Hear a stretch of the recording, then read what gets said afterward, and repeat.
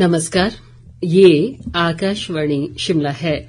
अब आप पूनम शर्मा से प्रादेशिक समाचार सुनिए। केंद्रीय गृह मंत्री अमित शाह ने कहा है कि वर्ष 2024 में 16,900 करोड़ रुपए से अधिक मूल्य के मादक पदार्थ जब्त किए गए हैं। ये स्वाधीनता के बाद सबसे बड़ा आंकड़ा है। नई दिल्ली में आज मादक पदार्थ तस्करी और राष्ट्रीय सुरक्षा पर क्षेत्रीय सम्मेलन की अध्यक्षता करते हुए शाह ने कहा कि लगभग 24 लाख किलोग्राम नशीले पदार्थ जब्त किए गए। ड्रग डिस्पोजल पखवाड़ा अभियान आज से शुरू होकर 25 जनवरी तक चलेगा। शाह ने कहा कि ये पखवाड़ा मादक पदार्थ तस्करी के विरुद्ध लोगों को एक कड़ा संदेश देगा।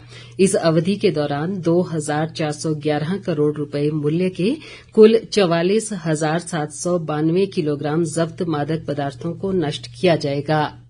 लगभग 1 लाख किलोग्राम मादक द्रव्य पदार्थ जिसका मूल्य 8600 करोड़ रुपया है, उसको अगले सप्ताह 10 दिन के अंदर जलाया जाएगा। और मैं मानता हूं कि इससे ये विनिष्टीकरण से एक मजबूत संदेश जनता के बीच में जाने वाला है। इसकी और संकल्पवान प्रयास वर्ष 2025 में हमारे होंगे। अमित शाह ने कहा कि केंद्र व राज्यों के साझा सहयोग से ही नशे जैसी समस्या पर काबू पाया जा सकता है। उन्होंने नागरिकों में मानस हेल्पलाइन को बढ़ावा देने के प्रति राज्यों से आग्रह भी किया। इस कार्यक्रम के दौरान गृह मंत्री ने ड्रग डिस्पोजल पखवाड़ा और सभी राज्यों तथा केंद्र शासित प्रदेशों के लिए मानस 2 हेल्पलाइन के विस्तार का उद्घाटन किया। इस बीच मुख्यमंत्री सुखविंदर सिंह सुक्खू ने नशीली दवाओं की तस्करी और राष्ट्रीय सुरक्षा पर सम्मेलन को वर्चुअली संबोधित करते हुए नशे की समस्या से निपटने के लिए हिमाचल की प्रतिबद्धता दोहराई।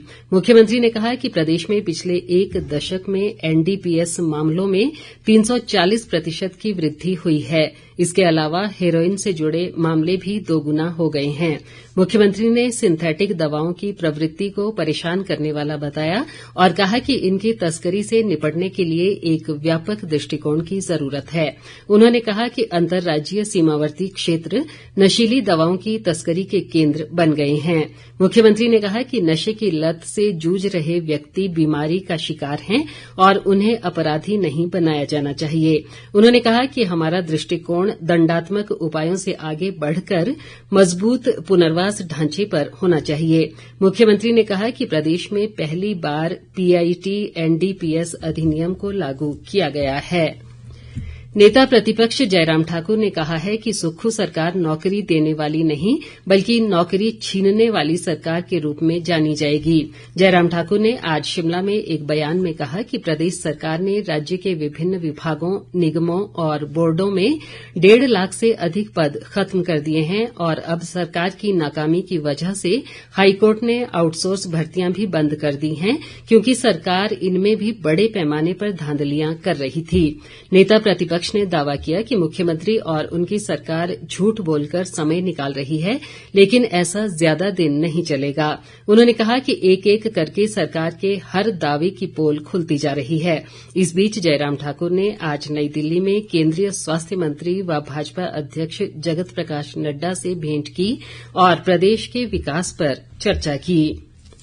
जल शक्ति विभाग पैरा वर्कर्स यूनियन ने कहा है कि यदि सरकार ने उनकी मांगें नहीं मानी तो यूनियन बजट सत्र के दौरान विधानसभा का घेराव करेगी। यूनियन के प्रदेश अध्यक्ष महेश शर्मा ने आज शिमला में एक पत्रकार वार्ता में कहा कि वेतन और पॉलिसी की मांग को लेकर पैरा वर्कर्स कई बार सरकार से मिल चुके हैं, लेकिन उनकी मांगों को लगातार अनसुना किया जा रहा है। उन्होंने कहा कि महंगाई के मौजूदा दौर में पैरा वर्कर्स को नाम मात्र का वेतन दिया जा रहा है, जबकि उनसे 8 से 10 घंटे तक ड्यूटी ली जा रही है। यही नहीं, पैरा वर्कर्स को महीनों तक वेतन भी नहीं मिल रहा है। ये जो हमारी जो मांगे हैं बिल्कुल जायज मांगे हैं। पर घंटा जो है वो तनख्वाह है वो निर्धारित जाए, इससे सरकार पर ज्यादा बोझ भी नहीं पड़ेगा। दूसरा कि हमारे लिए हाई पॉलिसी बनाई जाए। भाजपा उपाध्यक्ष व सांसद राजीव भारद्वाज ने प्रदेश सरकार पर झूठ बोलने और लोगों से धोखा करने का आरोप लगाया है।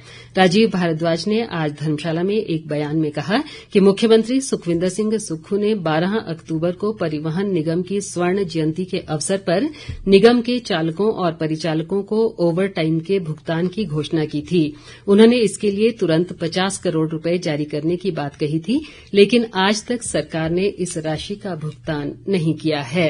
इसी के साथ ये समाचार बुलेटिन समाप्त हुआ। हमारा अगला बुलेटिन आप सुन सकते हैं शाम 7:45 पर। नमस्कार।